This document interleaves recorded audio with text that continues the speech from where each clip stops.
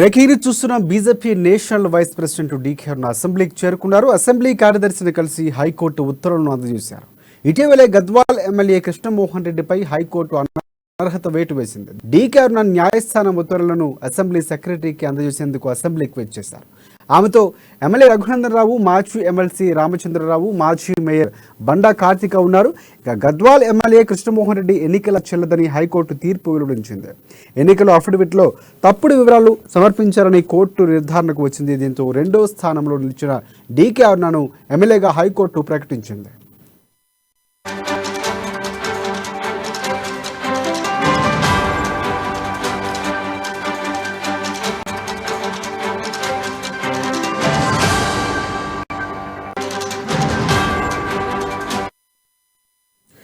Breaking news చూస్తున్నాం. BJP national vice president DK Aruna అసెంబ్లీకి చేరుకున్నారు. అసెంబ్లీ కార్యదర్శిని కలిసి హైకోర్టు ఉత్తర్వులను ఆమె అందజేశారు. ఇటీవలే గద్వాల్ ఎమ్మెల్యే కృష్ణమోహన్ రెడ్డిపై హైకోర్టు అనర్హత వేటు వేసింది. దీంతో డీకే అరుణ న్యాయస్థానం ఉత్తర్వులను అసెంబ్లీ సెక్రటరీకి అందజేసేందుకు అసెంబ్లీకి వచ్చేశారు. దీనిపై మరిన్ని అప్డేట్స్ అందించేందుకు మా బ్యూరో చీఫ్ కృష్ణమూర్తి మనకు అందుబాటులో ఉన్నారు. ఎస్ కృష్ణమూర్తి, చెప్పండి. థ్యాంక్ యూ రషే గారు. 4 రోజుల క్రితం రాష్ట్ర హైకోర్టు ఏదైతే గద్వాల ఎమ్మెల్యే కృష్ణమోహన్ రెడ్డిని అనర్హత ప్రకటిస్తూ డీకే అరుణ సెకండ్ ప్లేస్లో నిలిచినటువంటి డీకే అరుణను ఎమ్మెల్యేగా ఎమ్మెల్యేగా ప్రకటిస్తూ తీర్పు వెలువరించింది. ఈ తీర్పు పైన సుప్రీంకోర్టుకు వెళ్తానని చెప్పేసి కృష్ణమోహన్ రెడ్డి కొంచెం చెప్పినప్పటికీ డీకే అరుణ ఈరోజు అసెంబ్లీ కార్యదర్శిని నరసింహాచార్యను కలిసి హైకోర్టు తీర్పు పత్రం అందించారు. అంటే తనకు హైకోర్టు తన ఎమ్మెల్యేగా ప్రకటిస్తూ తీర్పు ఇచ్చింది కాబట్టి తనతో ప్రమాణ స్వీకారం చేయించాలి, ఇందుకు సంబంధించిన స్పీకర్ కూడా ఈ పత్రం అందించాలని చెప్పేసి డీకే అరుణ కోరారు.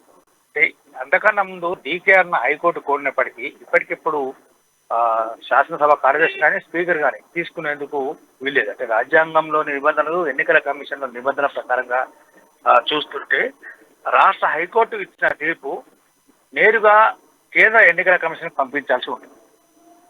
కేంద్ర ఎన్నికల కమిషన్ ఆ తీర్పును పరిశీలించిన తర్వాత దానిపైన ఎటువంటి ఆబ్జెక్షన్స్ కానీ మిగతా ఏమి అంటే వాళ్ళకు సంతృప్తికరంగా తీర్పు సంతృప్తికరంగా ఉందని ఎన్నికల సంఘం భావిస్తే ఆ తీర్పు ప్రతిని కానీ లేదంటే డీకే అరుణ గద్వాల ఎమ్మెల్యేగా డీకే అరుణని గుర్తించండి, ఆవిడతో ప్రమాణ స్వీకారం చేయించవచ్చు అని గ్రీన్ సిగ్నల్ ఇస్తూ రాష్ట్ర ఎన్నికల కమిషన్ కు పంపించాల్సింది. అయితే రాష్ట్ర ఎన్నికల కమిషన్ దీన్ని గెజిట్ నోటిఫికేషన్ గా జారీ చేసి ఎమ్మెల్యేగా ఆమెను డీకే అరుణ ఎమ్మెల్యే గద్వాల ఎమ్మెల్యే డీకే అరుణ అని ప్రకటిస్తూ ఇచ్చిన తర్వాత హైకోర్టు రాష్ట్ర ప్రభుత్వానికి పంపించాల్సిన అవసరం ఉంటుంది.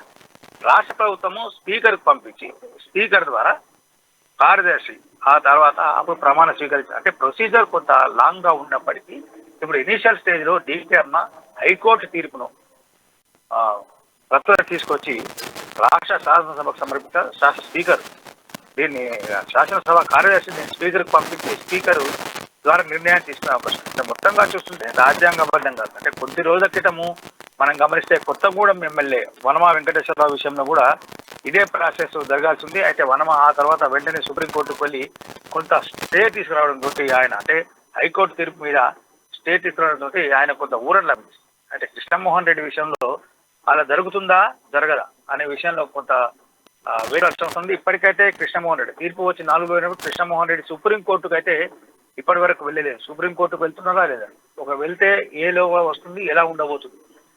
శాసనసభ గడువు కూడా అంటే ప్రస్తుత శాసనసభ అంటే ఎమ్మెల్యేల గడువు కూడా ఈ 3 నెలలు అంటే డిసెంబర్తో ముగిసే అవకాశం ఉంది. కాబట్టి ఈ 3 నెలల కాలంలో డీకే అరుణ ప్రమాణ స్వీకారం చేసి చివరి క్షణంలో ఎమ్మెల్యేగా గుర్తింపు అంటే అధికారికంగా ఎమ్మెల్యే అని అనిపించుకుంటారా లేదా అన్న విషయం కూడా కొంత చరిత్ర అవుతుంది. మొత్తంగా చూస్తుంటే కొద్ది రోజులుగా అంటే ఎలక్షన్ సందర్భంగా అభ్యర్థులు నామినేషన్ వేసిన సందర్భంగా వాళ్ళు ఇచ్చే అఫిడవిట్లలో అవకతవకలు ఏ రకంగా ఉన్నాయి, అఫిడవిట్లను ఎలా వీళ్ళు చేస్తా ఉన్నారు, అఫిడవిట్లలో అసలు వాస్తవాలను ఎలా దాచిపెడుతున్నారు అన్న విషయాన్ని హైకోర్టు ద్వారా కోర్టులు వీటిని నిగ్గుతేల్చి నిజాలను బహిర్గత చేయడం అనేది కొంత చర్చనీయాంశం. వాళ్ళు మొన్నటికి మొన్న అధికార పార్టీకి చెందినటువంటి వనమా వెంకటేశ్వరరావు కానీ నిన్న కృష్ణమోహన్ రెడ్డి కానీ ఇట్లా జరుగుతున్నటువంటి విషయంలో ప్రజాప్రతినిధులు పారదర్శకంగా ఉండి ప్రజలకు జవాబుదారీగా ఉండాల్సిన సమయంలో వాళ్ళు ప్రజాప్రతినిధులుగా ఉన్న సమయంలో అంటే వాళ్ళు కూడా ఈ రకంగా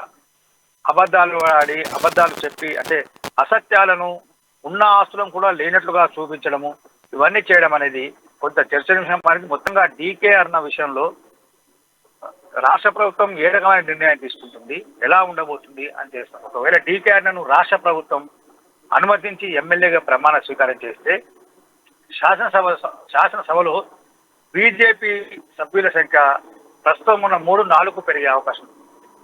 ఇప్పటికే రాజాసింగ్, రఘునందన్ రావు, ఈటల రాజేందర్ ముగ్గురు శాసనసభకు ప్రాతినిధ్యం వహిస్తా ఉన్నారు. ఇప్పుడు డీకేఆర్ కొత్త ప్రమాణ స్వీకారం చేసి ఎమ్మెల్యేగా ప్రమాణ స్వీకారం చేస్తే నలుగురు ఎమ్మెల్యేలు బీజేపీకి ఉన్నట్టుగా చివరి అంటే ఈ 2023 డిసెంబర్లో ముగిసే సమయంలో ఎన్నికల కమిషన్ కూడా చివరి క్షణంలో 4 బీజేపీకి చెందిన వాళ్ళు అని ప్రకటించే అవకాశం ఉంది. కాబట్టి ఈ ఎమ్మెల్యే విషయంలో కానీ హైకోర్టు తీర్పు విషయంలో కానీ రాష్ట్ర ప్రభుత్వం ఏ రకమైన నిర్ణయం తీసుకుంటుంది, ఎలా ఉండబోతుంది? డీకేఆర్ ప్రమాణ స్వీకారం చేస్తారా? చేస్తే బీజేపీ 4 కాబోతున్నారు, లేదంటే 3 ఉండబోతున్నారు. కృష్ణమోహన్ రెడ్డి సుప్రీంకోర్టుకు వెళ్ళి తీర్పు మీద ఆయన స్టే తీసుకొచ్చుకుంటారా? లేదు అంటే చివరి క్షణం వరకు డీకేఆర్ అంటే ఈ తీర్పును ఒకవేళ రాష్ట్ర ప్రభుత్వం పట్టించుకోకుండా పక్కన పడేస్తే డీకేఆర్ నేరుగా కేంద్ర ఎన్నికల కమిషన్ కూడా ఇచ్చేందుకు సిద్ధంగా ఉన్నారు. కేంద్ర ఎన్నికల కమిషన్ ఇస్తే ఖచ్చితంగా కేంద్ర ఎన్నికల కమిషన్ ఈ పిటిషన్ స్వీకరించి దానికి సంబంధించిన పూర్తి మళ్ళీ న్యాయ సలహా తీసుకొని అంటే ఎన్నికల కమిషన్ కూడా న్యాయ సలహా తీసుకొని ఆ న్యాయ సలహా ప్రకారంగా ముందుకు వెళ్లే అవకాశం ఉంది. ఒకవేళ కేంద్ర ప్రభుత్వము, కేంద్ర ఎన్నికల సంఘము ఖచ్చితంగా డీకేఆర్ ప్రమాణ స్వీకారం అంటే విధేయని పరిస్థితిలో రాష్ట్ర ప్రభుత్వం కానీ స్పీకర్ అని ప్రమాణ స్వీకారం చేసే అవకాశం ఉంది. Rajasekhar, thanks for updates Krishnamurthy.